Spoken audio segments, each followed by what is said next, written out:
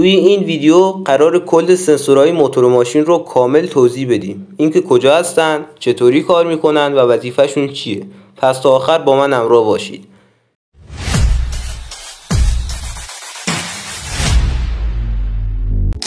ECU ماشین یه سری سنسور داره که بهش اطلاعات میدن و بر اساس اون اطلاعات ECU عملگرها رو فعال میکنه.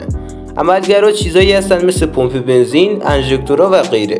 سنسورهای زیادی وجود داره که ECU و موتور با استفاده از اونها کارشون رو انجام میدن. قبل از گفتنشون باید بریم سراغ دسته‌بندی سنسورها. سنسورها به 5 دسته کلی تقسیم میشن. دسته اول سنسورهای موقعیتی هستن. این سنسورها موقعیت یه چیزی رو به ECU اعلام میکنن، مثل موقعیت میلسوپاپ یا فلایویل. دسته دوم سنسورهایی هستند که فشار رو اندازه‌گیری میکنن. دسته سوم سنسورهایی هستند که درباره جریان هوا به ECU اطلاع میدن و دسته چهارم سنسورهایی هستند که تو کار اندازه‌گیری دما هستند و دسته آخر تو کار اندازه‌گیری میزان آلایندگی و میزان سوخت به هوا هستند. از سنسورهای موقعیتی شروع میکنیم. اولین سنسور موقعیتی سنسور دور موتور هستش. این سنسور موقعیت میلنگ رو به ECU اطلاع میده. وقتی ECU بدون میلنگ کجاست، پس میفهمه که پیستون دقیقاً کجا قرار داره. چون که فلایویل وصل به میلنگ وصل به شاتون و شاتون هم وصل به پیستون و میتونه محاسبات دقیق جرقه زنی و پاشش سوخت رو انجام بده. این سنسور با خوندن دنده های روی دنده تریلیر موقعیت میلنگ رو اطلاع میده و همزمان ECU دور موتور یا همون RPM رو روی کیلومتر نشون میده. این سنسور معمولا کنار فولیه سر میلنگ، فولیه ته میلنگ یا با فاصله کمی کنار دنده تریلیر نصب میشه. اگه این سنسور از کار بیفته یا موتور روشن نمیشه یا اگه روشن بشه سریع خاموش میکنه. سنسور بعدی سنسور موقعیت میلسوپاپ هستش. این سنسور همون کار سنسور دور موتور رو میکنه، اما برای میلسوپاپ هم دنده تریلیر داره اما کوچیک‌تر. این سنسور معمولا کنار میلسوپاپ یا بغل درب سوپاپ نصب میشه.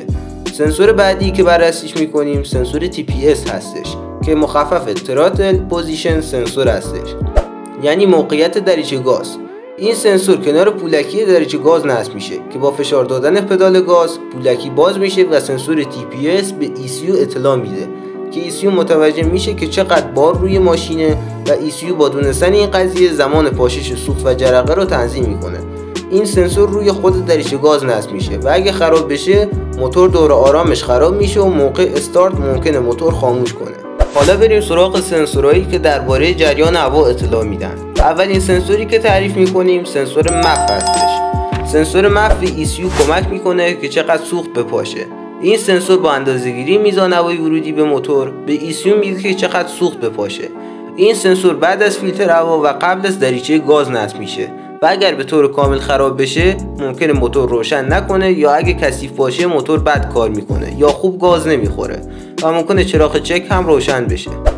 خب بریم سراغ سنسورهای فشار سنج. یکی از سنسورهای فشار سنج سنسور مپ هستش.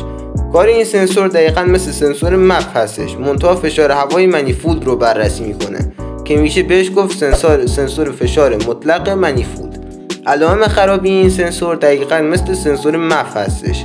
خب بریم سراغ سنسور فشار روغن که سنسور خیلی مهمیه. همونجوری که از اسمش پیداست کارش اندازه‌گیری فشار روغن موتوره. روغن فشار نداشته باشه و این سنسور هم ایراد داشته باشه ممکنه موتور یاتاخوان و شاتون بزنه که خیلی خرج زیادی داره. پس سلامت بودن این سنسور خیلی مهمه. اگه این سنسور فعال بشه این هشدار روغن پشت صفحه کیلومتر روشن میشه که بهترین کار تو این شرایط خاموش کردن موتوره. این سنسور روی بلوکه سیدن نصب میشه، معمولا حول و حوش فیلتر روغن قرار داره. سنسور بعدی که میگیم سنسور فشار سوخت هستش. ECU با دونستن فشار سوخت تنظیم میکنه که چقدر انژکتورها فعال باشن و پاشش سوخت رو انجام بده. جای این سنسور درست روی ریل سوخت هستش و علائم خرابیش هم میتونه مشکل توی روشن شدن، مخصوصا وقتی که موتور سرده و بدکار کردن موتور هم میتونه از این سنسور باشه. خب حالا بریم سراغ دست سنسورهای دما. اولین سنسوری که میخوایم بررسیش کنیم سنسور هوای ورودی هستش که از اسمش معلومه چی کار میکنه. موتور بدون این سنسور هم میتونه کار کنه ولی وجود این سنسور باعث بهتر کار کردن موتور میشه. این سنسور با کنار هم گذاشتن اطلاعات سنسورهای مپ و فرستادنش به ECU باعث میشه که ECU بدونه هوایی که وارد موتور میشه چجوریه. این سنسور یا با سنسور مف اقدام میشه یا معمولا روبروی دریچه گازه. اگه توی این سنسور اختلال ایجاد بشه اتفاق خاصی برای موتور نمیفته.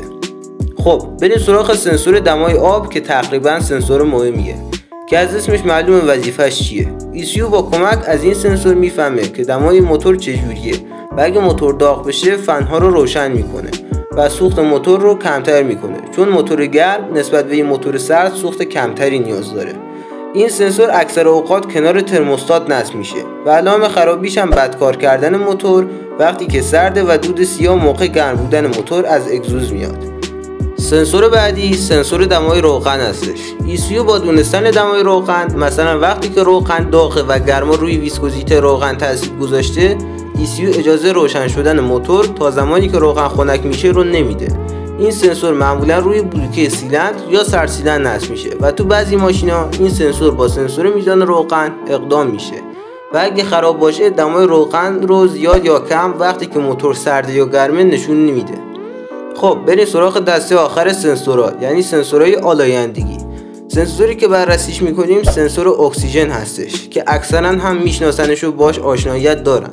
این سنسور با بررسی اکسیژن توی دود اگزوز به ECU میگه که سوخت یا کم پاشیده شده یا زیاد. توی خودروهای امروزی دو سنسور اکسیژن وجود داره، یکی قبل از کاتالیزور و یکی بعد از کاتالیزور که روی منیفولد دود نصب میشه. علائم خرابی این سنسور هم میتونه آلایندگی زیاد، دود سیاه و افت توان موتور رو بعد گاز خوردن باشه. سنسور آخری که قراره بررسیش کنیم سنسور ناک هستش. حالا ناک یعنی چی؟ به احتراق غیر طبیعی موتور ناک گفته میشه که اگه ناک زیاد باشه حتی میتونه پیستون رو هم ذوب کنه. این سنسور با گوش دادن به صدای موتور کار میکنه. اگه از موتور فرکانس غیر طبیعی بیاد یعنی ناک میزنه که این سنسور به ECU اطلاع میده و ECU جرقه زدن موتور رو ریتارد میکنه یا همون کند میکنه و همزمان پاشش سوخت رو زیاد میکنه. جای این سنسور اکثرا روی بلوکه سیلندر و اگه خراب بشه تاثیر خاصی روی موتور نداره و شاید هم چراغ چک روشن بشه. رفقا خیلی ممنونم که ازتون ویدیو رو تا آخر دیدید. ممنون میشم که یه لایک و ساب کنید، چون همونطوری که میدونید من تازه این چنل رو زدم و همین چند روز پیش 1000 تایی شدیم. خیلی ممنونم ازتون که حمایت میکنید. تا ویدیوهای بعدی، خدا نگهدارتون.